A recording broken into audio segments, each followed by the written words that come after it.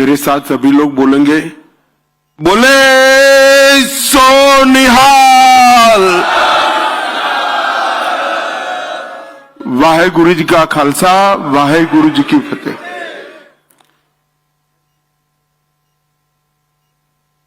न केवल भारत, पूरी दुनिया के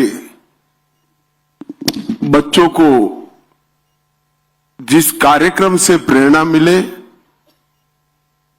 इस कार्यक्रम में हम सब लोग आज शिरकत कर रहे हैं। आज के कार्यक्रम में मंच पर उपस्थित श्रीमान नायब सिंह सैनी जी, श्री हरविंदर कल्याण जी, अध्यक्ष हरियाणा विधानसभा, सम्माननीय श्याम सिंह राणा जी, कृषि मंत्री हरियाणा, श्री अरविंद शर्मा जी, कोऑपरेटिव मिनिस्टर हरियाणा, अनुराग रस्तोगी जी, मुख्य सचिव हरियाणा सरकार, मोहनलाल कौशिक जी, प्रदेश अध्यक्ष हरियाणा, आदरणीय जगदीश सिंह जिंडा जी, हरियाणा गुरुद्वारा प्रबंधक कमेटी के अध्यक्ष, श्री राजेश खुल्लर जी, बहन रेखा शर्मा जी, संत बलविंद सिंह दादूवाल जी, श्रीमती शक्ति रानी शर्मा जी, और आज वीर साहबजादों के प्रति, दशम पिता के प्रति शुक्राना व्यक्त करने के लिए आए हुए संगत के सभी भाइयों को मेरा प्रणाम, नमस्कार। आज एक इस प्रकार का कार्यक्रम है कि मन शोक से भी भर जाता है और गर्व की अनुभूति भी करता है।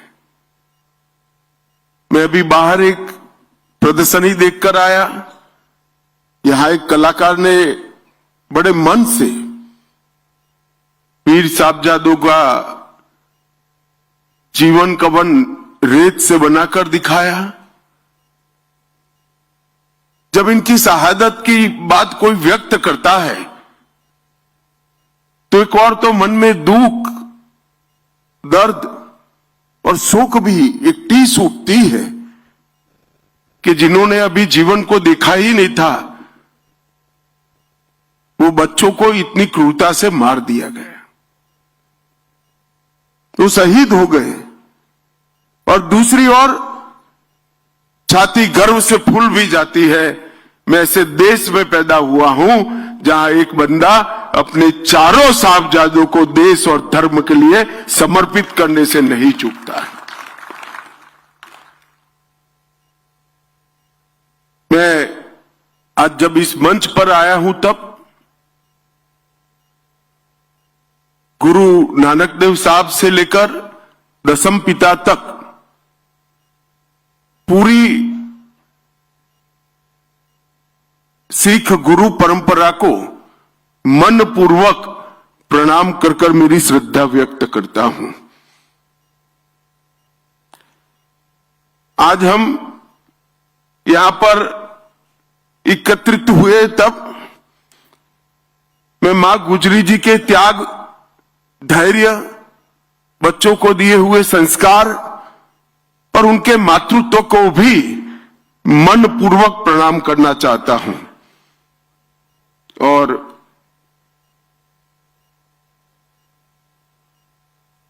यही भूमि पर कई ऐसी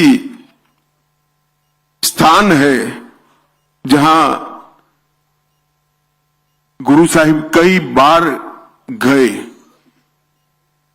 यहां पर एक विशेष प्रदर्शनी का भी आयोजन किया गया, सैंड आर्ट का शो भी किया गया और एक कॉफी टेबल बुक का भी विमोचन किया गया। 84 के दंगों के घाव को मरहम लगाने के लिए भी एक सरकारी योजना का यहां पर लोकार्पण किया गया। परंतु आज हम सब एकत्रित हुए हैं 4 साहबजादों की शहीदगी, इनकी वीरता, इनके बलिदान को याद करने के लिए। पोह का ये महीना ये भारत के स्वतंत्रता के इतिहास में बहुत दर्दनाक महीना माना जाता है।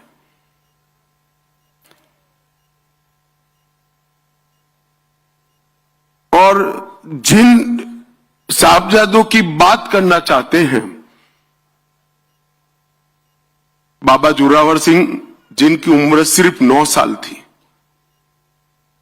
बाबा फतेह सिंह जिनकी उम्र सिर्फ 7 साल, उनको डराया गया, समझाया गया, लोभ दिए गए, मगर सिंह की तरह दहाड़ते हुए कोई लोभ में आए बगैर मृत्यु को पसंद किया, क्योंकि मैं इस पिता का बेटा हूं जो इस देश के लिए, इस देश का अपने धर्म के लिए कोई बलिदान देते हुए पीछे नहीं हटता है। ये भावना इतने बच्चे में, इतनी कम आयु में पैदा भी नहीं हो सकती है। शायद माता गुजरी का संसर्ग ही होगा, संपर्क ही होगा, जिसने गुरुओं के पूरे संस्कार इस बच्चों में फूट फूट कर भरा दिए। मित्रों, जब हम आज इतने सालों के बाद हम इस घटना का याद भी करते हैं तो रोंगटे खड़े हो जाते हैं। देश भर के युवाओं को, चाहे किसी भी प्रदेश में बसते हो, उसमें उनको दशम पिता का जीवन, कवन और साहबजादों की शहीदगी ये बताना हम सबका राष्ट्रीय दायित्व है। कोई व्यक्ति पूरे दुनिया के धर्म के लिए लड़ने वालों के इतिहास में, देश के लिए लड़ने वालों के इतिहास में ऐसा कोई व्यक्ति नहीं मिल सकता जिसने पिता, माता, 4 छोटे बेटों का बलिदान दे दिया, कुछ नहीं बचा। और इसीलिए सर्वंस दानी का देश की जनता ने उनको मान दिया है। कोई सरकारी पद्मश्री, पद्म विभूषण नहीं है।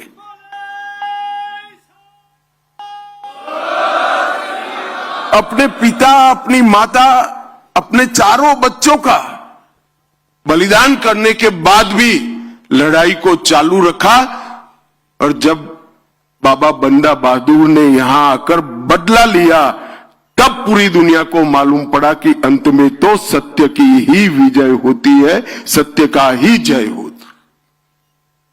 ये जो जुझारूपन है, धर्म के प्रति समर्पण है, मातृभूमि के प्रति प्यार है, ये पूरे देश के सभी लोगों को जानकारी देने का एक अवसर है।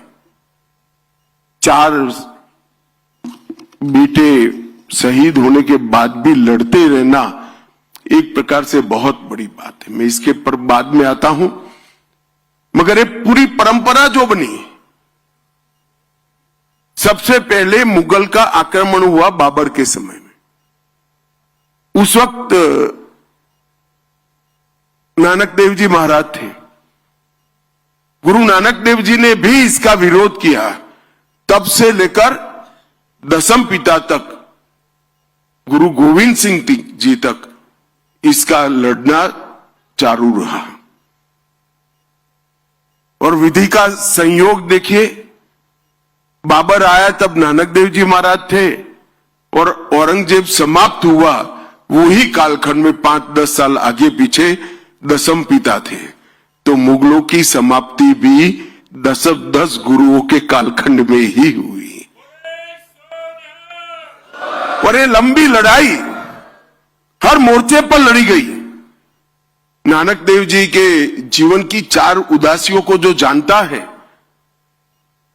और उदासियों का एक बार आप रूट देख लोगे, उनका मार्ग देख लोगे, तो कोई कोई व्यक्ति पैदल चलकर धर्म के प्रचार के लिए यहां से काबा तक और यहां से कर्नाटक तमिलनाडु तक कैसे जा सकता है? मगर चारों उदासियों में पूरे देश के अंदर अंधविश्वास का निराकरण कर कर अकाल पुरुष के प्रति श्रद्धा करने का काम गुरु नानक देव जी महाराज ने किया। पूरे भारत को एक सूत्र के अंदर पिरोने का काम नानक देव जी महाराज ने किया। अंगद देव जी आए तब नानक देव जी के सारे उपदेशों को, वाणी को गुरुमुखी में लिपिबद्ध करने का काम अंगद देव जी ने किया। पूरा जीवन गुरुवाणी का प्रचार करते रहे और गुरु परंपरा को संस्थागत किया, इंस्टीट्यूशनलाइज किया।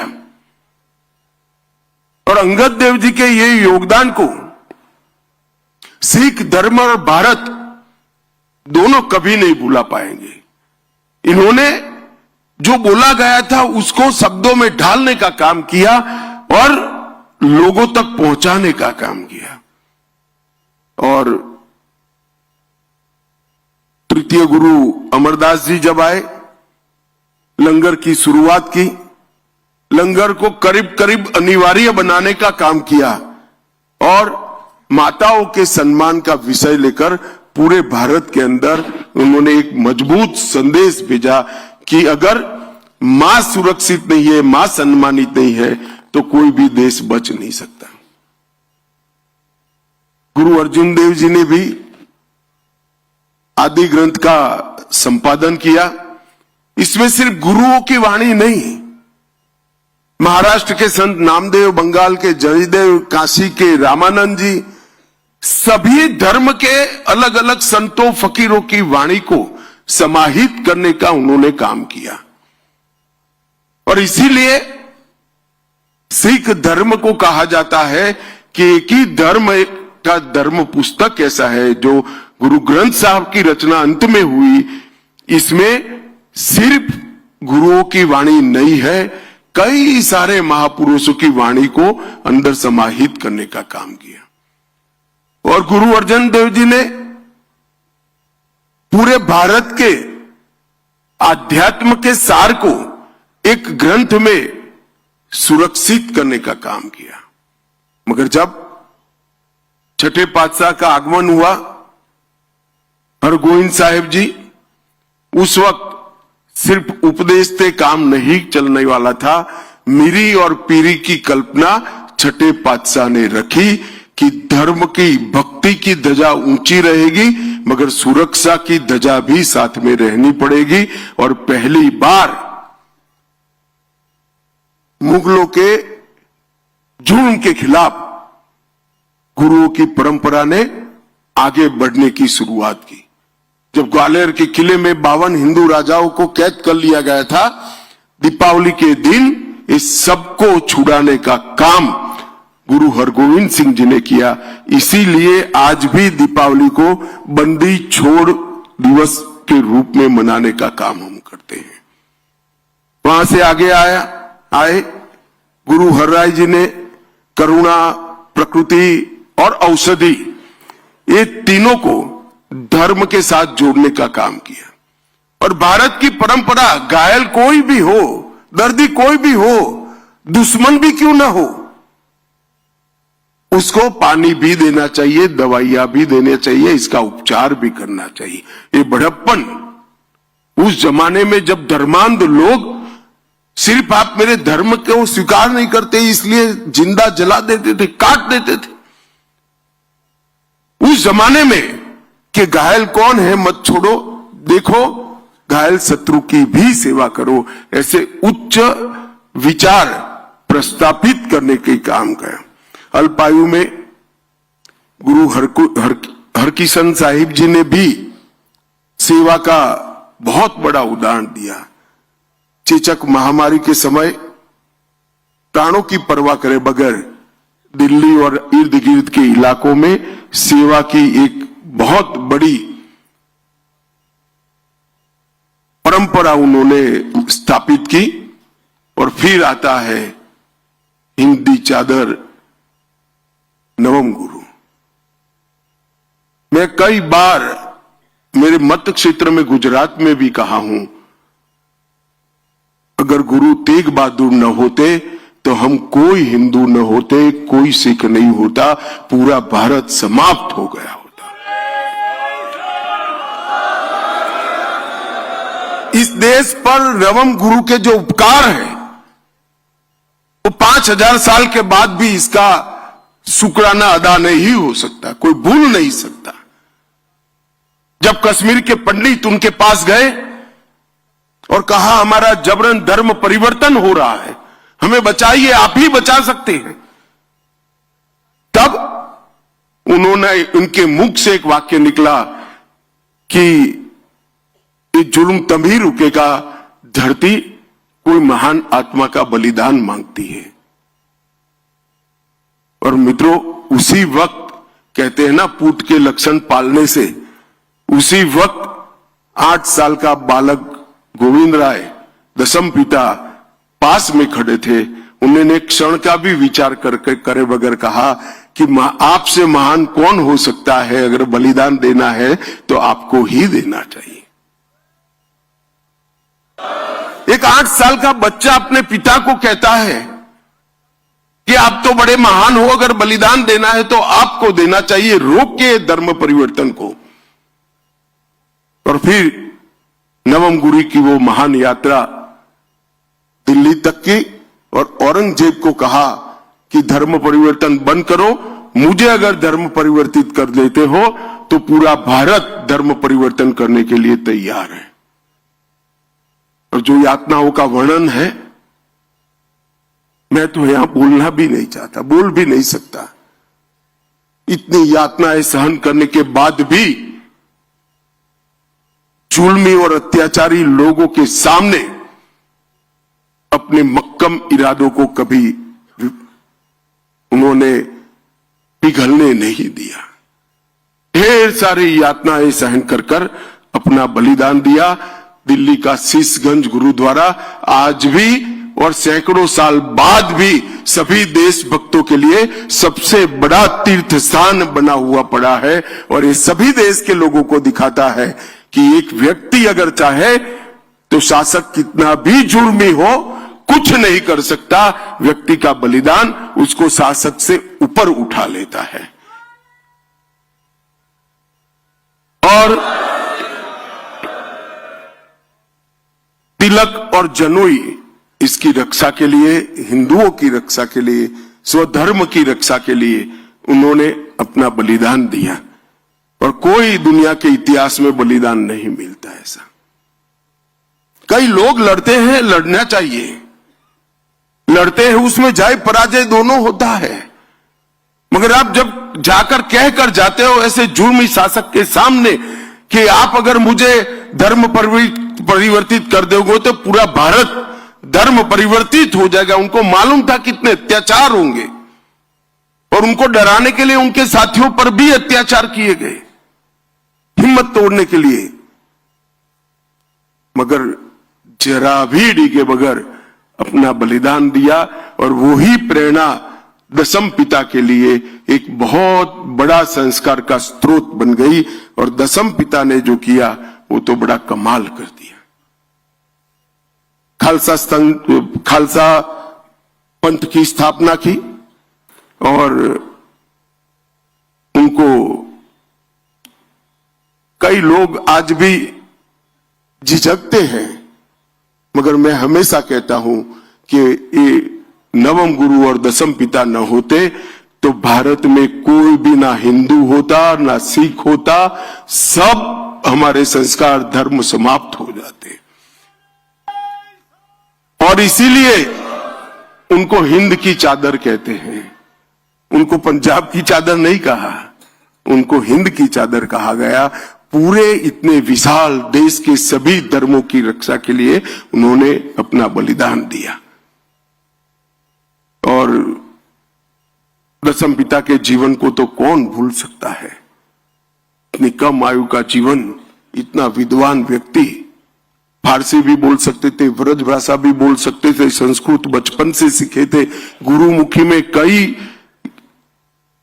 ग्रंथों की रचना की, लगभग 7 भाषाओं को अच्छे तरीके से वो जानते भी थे और बोल सकते थे। बहुत अच्छे कवि थे, बहुत अच्छे घुड़सवार थे।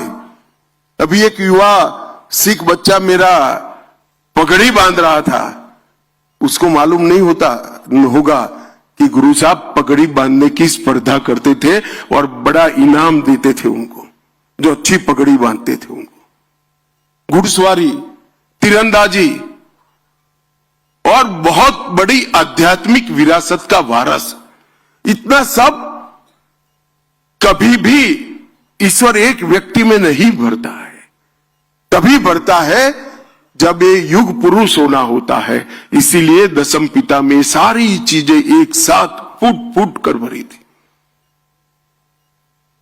वीरता और बलिदान 2 अलग गुण हैं। कई वीर होते हैं, इनमें बलिदान का गुण नहीं होता है। वीर होते हैं, दुनिया में सबसे बड़े वीर के वीर भी देखे गए हैं, मगर बलिदान का गुण नहीं होता है, समर्पण का गुण नहीं होता है। दशम पिता में वीरता भी थी और बलिदान भी थी। वो भी लड़े, कभी हार नहीं स्वीकार करी, मगर जब 2 बेटे चमकौर साहिब में लड़ने के लिए बाहर निकलने के लिए तैयार हुए, उन्होंने जरा भी दया माया दिखाए बगैर हंसते हंसते कहा, सब जा रहे हैं, तुझे भी जाना चाहिए। और वो भी कोई लड़ने की उम्र नहीं थी, मगर दोनों बेटे को, और युद्ध का परिणाम तो तय था।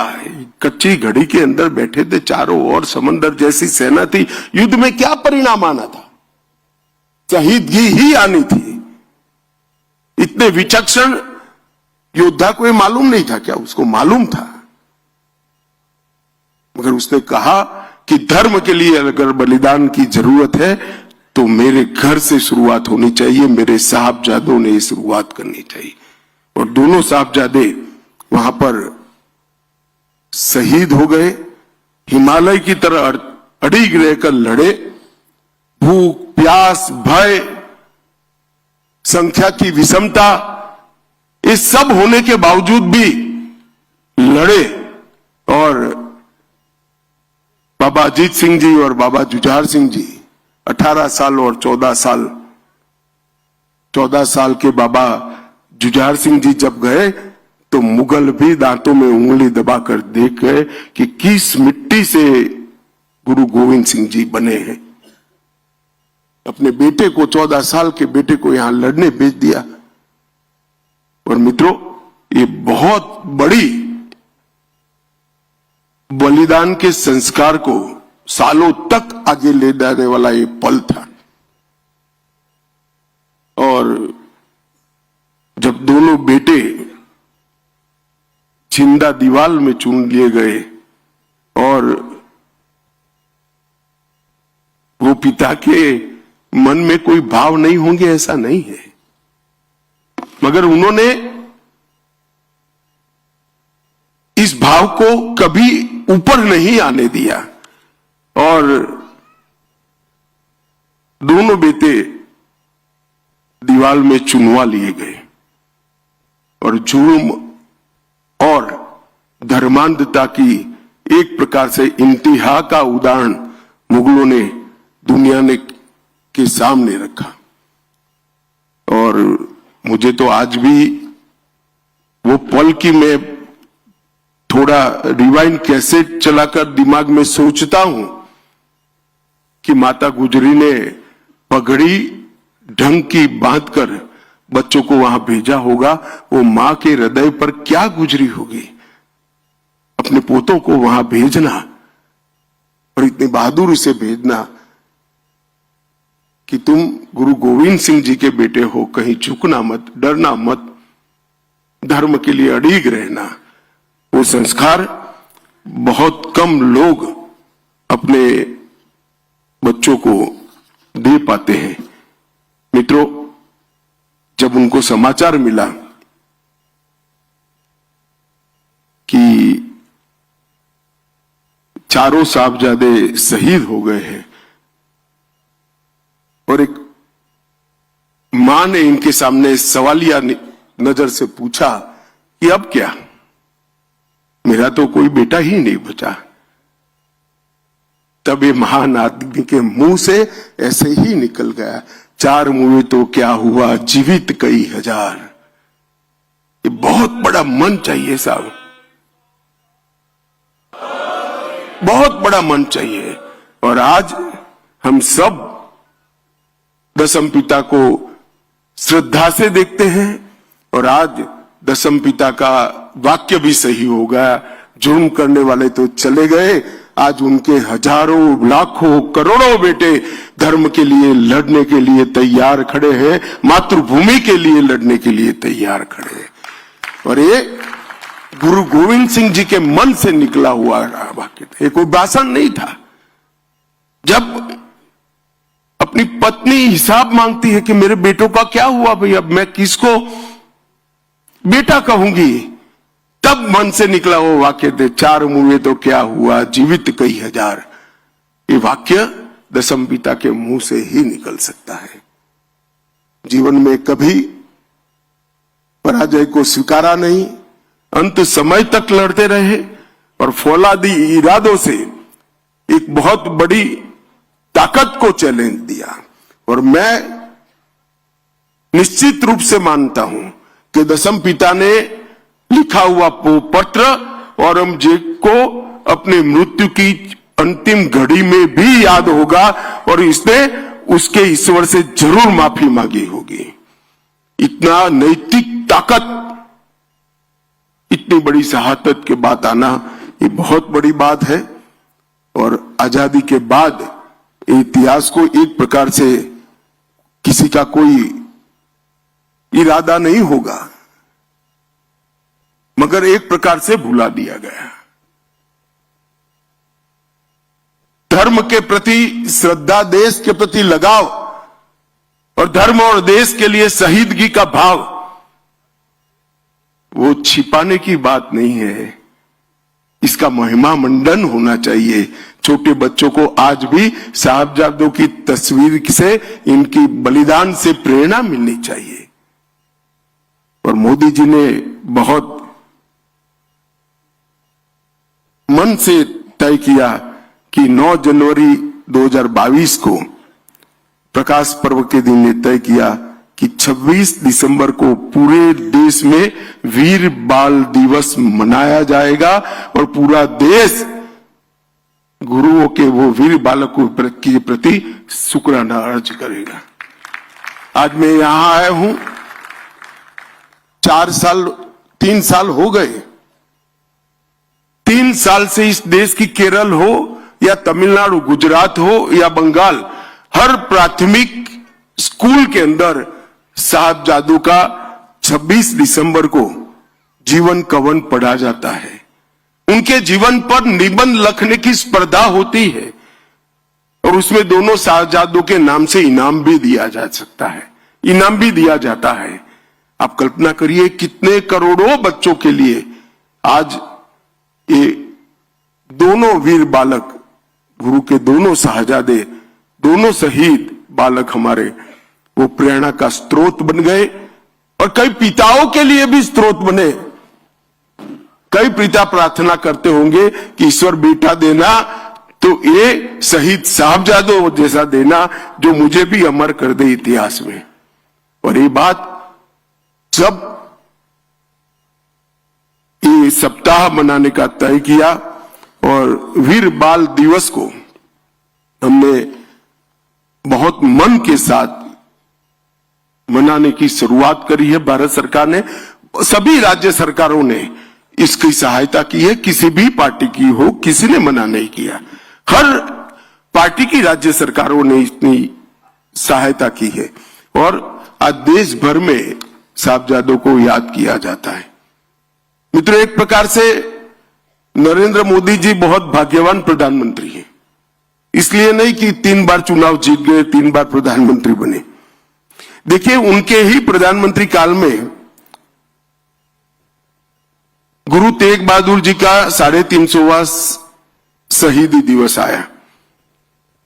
नानक देव जी महाराज का 550वां प्रकाश पर्व आया।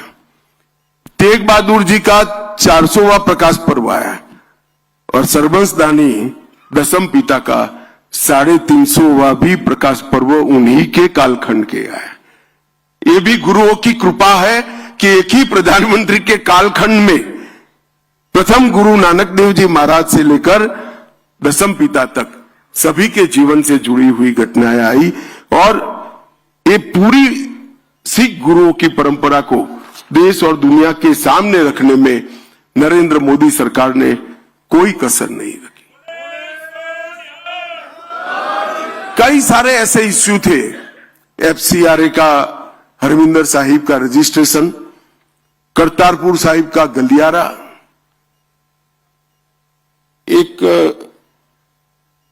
इसके साथ साथ 3 दशक के बाद सिख दंगों के जितने भी पीड़ित है वो केसों को रीओपन कर जिन्होंने गुनाह किया था उनको जेल के पीछे डालने का काम किया, 5 लाख रुपया मुआवजा दिया और अब सैनी साहब नौकरी भी ढूंढ कर दे रहे हैं।